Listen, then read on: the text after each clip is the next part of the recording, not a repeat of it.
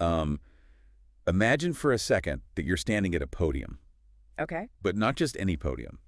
You're standing in the James S. Brady Press briefing room Oh. in the West Wing. Oh, wow. Yeah, that is an intense room. It is. The lighting is aggressive, it's hot, it's totally unforgiving, and the cameras in the back of the room are broadcasting live to every major network on the planet. Right. And sitting right in front of you are dozens of the most seasoned, cynical, sharp-witted reporters in Washington, D.C. Just waiting. Just waiting, holding their notepads, completely ready to dissect every single syllable that comes out of your mouth. I mean, it's arguably the most high-pressure public speaking environment in existence. You are effectively the shield and the spear for the entire executive branch. Exactly. Now imagine doing that while being one of the youngest people to ever hold that job. Which is wild. It's crazy. Yeah. You're the primary spokesperson for the leader of the free world.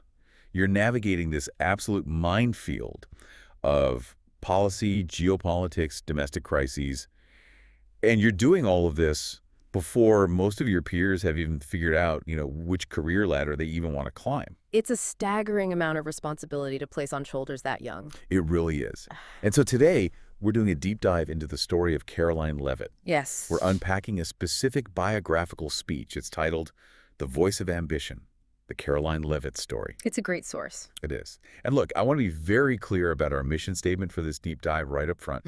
Regardless of where you fall on the political spectrum, left, right, center, or if you're totally checked out of politics, this is just a fascinating case study in professional acceleration.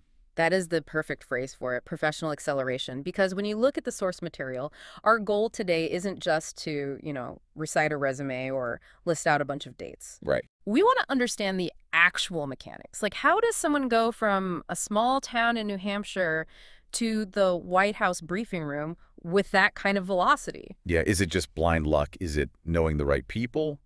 Or is there an actual replicable formula here? Well, the source material suggests it's actually less about luck and more about a very specific triad. Okay. It's a foundation in what you might call retail economics, a really unique academic environment, and this incredible willingness to weaponize failure. Weaponized failure. I love that phrase. Yeah. We're definitely going to circle back to that when we talk about her run for Congress.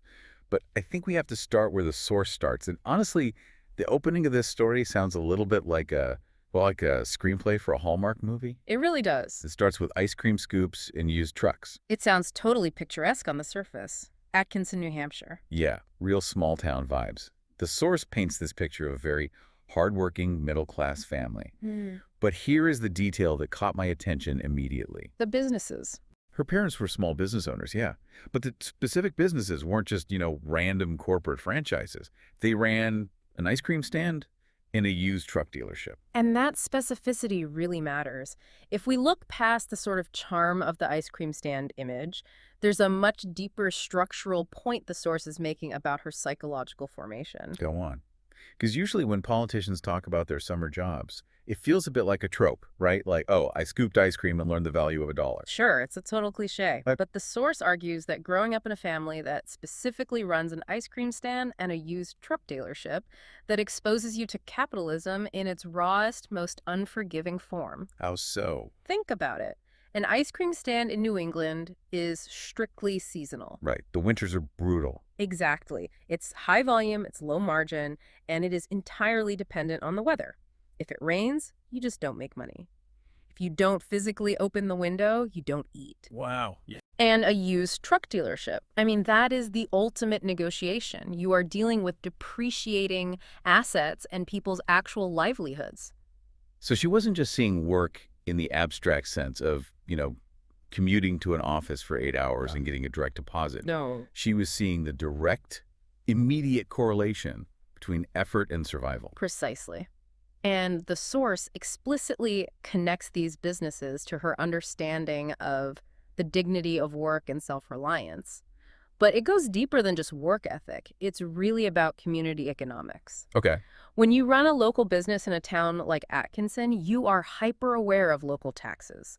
You know your neighbor's financial struggles because you are the one selling them their work truck or you're selling them their Friday night treat. You see the economy from the ground up, not from a spreadsheet looking down. Exactly. The source suggests that before she ever stepped foot in a political science classroom, she already had this very grounded, ledger sheet view of the world. Mm. She wasn't born into a massive political dynasty like the Kennedys or anything. She was born into the anxiety and the hustle of the small business class. And that perspective, according to the source, is the lens she eventually carried straight into national policy. It is. But, and I think this is the real pivot point in the story, having grit and knowing the price of a used truck doesn't just automatically get you to the White House. Definitely not. You need training. You need to know how the actual machine works. And this is exactly where the story moves to her education. So she went to Central Catholic High School, but the real strategic advantage comes from her college choice. St. Anselm College? St. Anselm College in Manchester, New Hampshire, yes. Now, for our listeners who might not be huge political junkies, Yeah. St. Anselm might just sound like a nice, quiet, small liberal arts college. But in the political world, St. Anselm is essentially the Colosseum. Okay, why is that? What makes this specific campus so important? It all comes down to the New Hampshire primary, because New Hampshire is the first in the nation primary state. Every 4 years, the entire American political circus descends on that state. It just takes over. Completely. And the center ring of that circus is almost always St. Anselm College. They host the national debates, they host the town halls. The candidates are always there. So unlike a student studying political science at, say, a massive state university in the Midwest who might see a presidential candidate once on TV. Or maybe at one big rally. Right, at one rally. Mhm. She is literally on the campus where the history is actively being made. Proximity is power. The source points out that she wasn't just studying political theory in a quiet lecture hall. She was in an environment where the American political process was physically happening right in her cafeteria. It's incredible. She's seeing the candidates, the campaign managers, the National Press Corps. The entire ecosystem is just operating around her. It's the difference between reading a book about football and standing on the sidelines during the Super Bowl. Exactly. And the source notes that she didn't just spectate, she actually jumped in. This environment allowed her to secure internships that most college students really only dream of. Yeah, let's talk about those. She interned at Fox News and, crucially, at the White House Office of Presidential Correspondence during the Trump administration. Wait, I really want to double click on that. The Office of Presidential Correspondence. Because I feel like when people hear the word internship, they immediately think of coffee runs and making photocopies. Why? But the source seems to place a massive amount of weight on this specific role. It makes a critical distinction here. The Office of Presidential Correspondence is absolutely not about coffee runs. It is the intake valve for the entire nation's sentiment. Every single letter, every email, every message sent to the president physically goes through that office. So you are basically reading the unfiltered id of the American people all day long. You are reading heartbreak, you're reading anger, you're reading desperation, and you're reading praise. The source describes this as a pivotal training ground because it taught her how leadership actually listens and communicates. You see exactly which issues are triggering a response from the public. You do. It's almost like manual sentiment analysis. That's exactly what it is. And you also see the output. You see how the White House drafts responses to those letters, how they shape a message, how they offer comfort, or how they explain a really complex policy to an everyday citizen. So before she has even graduated college, she has this intense dual education. Yes. Yeah. She has the retail politics of the ice cream stand, and she has the high-level messaging mechanics of the White House. She was learning the machinery of modern political communication. She wasn't just learning the what of policy, she was learning the how of delivery. So she graduates, and because she's already been embedded in that ecosystem, she doesn't have to start at the absolute bottom of the pile. She lands a job immediately as an assistant press secretary in the Trump White House. And this is really where the meteoric part of the rise kicks into high gear. I mean, talk about a trial by fire. The source describes this specific period as a pressure cooker. It pretty much defines the term.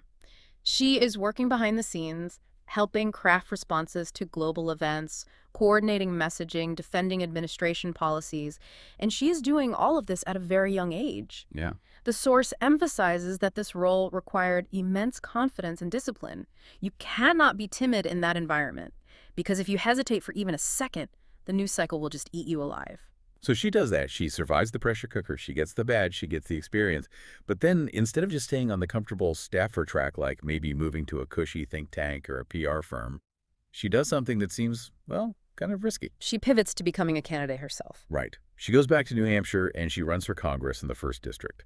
And she was only 25 years old. 25. That is incredibly young to run for a federal office. I mean, most people at 25 are still trying to figure out how to file their own taxes. It is audacious. And this is where the analysis in the source gets really, really interesting. We know, as a matter of public historical record, that she did not win the general election. She won a very competitive primary, but she lost the general. Right. So on paper, conventionally speaking, that's a loss. But the source frames this campaign not as a failure, but as a critical demonstration of boldness and courage. It actually argues that this quote-unquote failure was the direct catalyst for her next leap. How so? Because usually a loss in politics is just a loss. Not when you are building a personal brand and a skill set in politics. Think about the actual mechanics of running a campaign. By putting her name on the ballot, she moved from being a staffer, someone who stands behind the curtain holding the binder, to being the candidate. She stepped into the arena. Exactly. She stood on debate stages herself. She faced the voters directly. She handled the press from the other side of the microphone. That's a huge shift. The source argues that, regardless of the final vote tally, the initiative itself established her as a determined figure. It showed she was willing to serve and, more importantly, willing to take the heat personally. It's basically a proof of concept. It proves she could handle the intense scrutiny without a safety net. And that willingness to take a massive risk often pays off in unexpected ways, because that experience, being the actual candidate, fed directly back into her professional skill set. When she eventually returned to the White House's press secretary, she wasn't just a spokesperson anymore. She's a former nominee. Exactly. She understood the game from both sides of the podium. Which brings us to the present. She gets appointed as the White House press secretary. Becoming one of the youngest individuals ever to hold that role. And the source describes this job in a way that really stresses the sheer difficulty of it. It connects back to everything we've talked about today. She has to answer these incredibly challenging questions from reporters and communicate policy to the entire world. It connects right back to that theme of communication is power. She isn't just up there repeating memorized lines. She has to understand the policy deeply enough to defend it under real-time scrutiny. Right. It brings together the small-town values, the college proximity to power, the correspondence training, and the campaign battle scars all into one single role. Now, I want to shift gears a little bit here, because the source material doesn't just stick to her professional resume, which I found really interesting.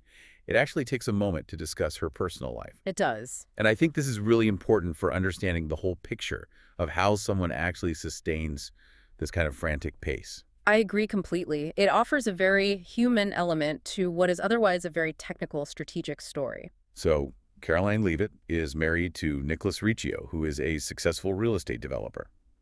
And the source explicitly brings up the fact that their relationship has drawn some public attention. Right, specifically regarding the age difference between them. Yeah. And look, in today's media landscape, that kind of thing naturally generates headlines. It generates gossip. It's prime clickbait fodder. But the source material takes that specific narrative and completely reframes it. It really does. And I found this part quite insightful because it moves entirely away from the tabloid aspect and looks at the structural function of the marriage. The structural function. Yeah, the source argues that their marriage actually reflects the principle that love and partnership are built on shared values, mutual respect and commitment, not just demographics. Right. It suggests that maturity isn't always defined by the exact date on your birth certificate. It's about alignment. Exactly. Emotional compatibility, aligned goals, shared faith. But the key takeaway for the listener here is what the source calls the private support system. A private support system. I like that. Think about the job she has. The early mornings, the late nights, the constant, unrelenting public scrutiny we talked about earlier. You are being analyzed by millions of people every single day. Yeah. You cannot survive that level of intensity in a vacuum. You need a rock. You need someone in your corner who isn't part of the political madness. Precisely. The source emphasizes that strong partnerships provide vital stability. Behind pretty much every public servant who looks calm and collected on camera, there is usually a private infrastructure that keeps them grounded. That makes total sense. And her husband provides that stability. He is in real estate. He's not in the administration. He offers a crucial disconnect from the political bubble. It's a really good reminder that even the people we see on TV who look like they're just totally focused on the job 24/7, they're human beings. They need that support network. If the home life is chaotic, the work life eventually collapses. And the source draws a direct lesson for young people here specifically. It basically says, do not let outside opinions or media narratives dictate your personal life. Focus on character and commitment. If you have a partner who supports your ambition, you hold on to that. Okay, so we've got the background, the training, the career arc, and the personal life. When we look at this source material as a whole, the voice of ambition, there are some very clear patterns emerging here. Yes. The source actually synthesizes the entire narrative into 3 major pillars. If you want to reverse engineer this specific career path, you have to look at these 3 things. Let's hit them. Pillar number 1. Hard work matters. Simple but effective. It traces the line directly from the ice cream stand to the White House. It's the consistency of pursuing opportunity. She didn't wait for things to be handed to her. She worked the long hours, whether it was scooping ice cream, writing thousands of constituent letters, or campaigning across New Hampshire. Pillar number 2. Communication is power. This really seems like the tool that unlocked everything for her. It really is. Her specific education in communications, combined with her intense media training, gave her the technical skills to navigate one of the most media-intensive roles in government. You can have the best policy ideas in the world, but if you can't communicate them, especially today in the TikTok era, you simply cannot lead. And the 3rd pillar? Courage to step forward. The audacity. The audacity to run for Congress at 25, the audacity to stand at the White House podium. The source calls this boldness. It's the willingness to put yourself directly in the line of fire. It is the absolute refusal to sit on the sidelines and wait to be invited. And the source also mentions that this represents a bit of a generational shift, right? That is a really fascinating observation to end on. Because for decades, political leadership has been heavily dominated by older generations. Oh, absolutely. Yeah. We've all seen the charts of the average age of the Senate. Yeah. Well, let's just say it skews quite high. Right, it does. But Leavitt represents a younger voice entering national leadership. The source argues that whether you agree with her politics or not, her career demonstrates that young professionals can rise quickly if they have the discipline and they seize the opportunity. It's basically breaking that ceiling that says you have to wait your turn for 40 years before you can even have a seat at the table. Exactly. It completely challenges the notion of waiting your turn. The gatekeepers are losing some of their power. If you have the talent and the drive, the age barrier is permeable. So as we wrap this up, it's really a story about how all these different threads, the background, the education, the personal support, how they all converge. It is. It's a composite. The small-town roots shape the work ethic. The college proximity refined the skills. The internships opened the doors. The campaigns tested the resilience. And the marriage provided the stability. It's not just one magic thing. It's the whole ecosystem. It is the ecosystem. And for any listeners out there, maybe you're studying political science, or maybe you're just trying to advance in your own career in tech or business or whatever, the lesson the source offers is that pathways to influence are built step by step. Internships matter. Mentorship matters. Faith and family matter. Confidence absolutely matters. It's a great reminder that opportunity is still very much a real thing, but you have to be willing to actually do the work and take the risk. And that leads me to one final thought that I think is really worth chewing on for everyone listening. What's that?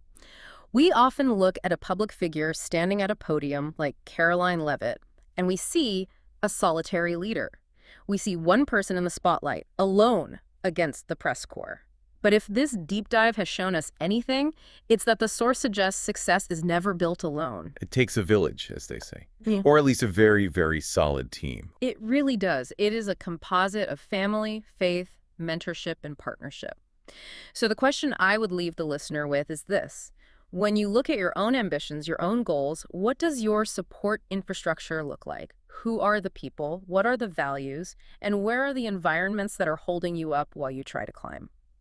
That is such a great question to end on. We so often focus on the goal, the peak of the mountain, but we completely forget to focus on the base camp that actually lets us reach for it. Precisely. You really need to check your ropes before you start climbing. Well, that is all the time we have for this deep dive. A truly fascinating look into the rise of a young voice in American politics and the raw mechanics of modern power. We really hope you learned something new today. Stay curious, everyone. Thanks for listening.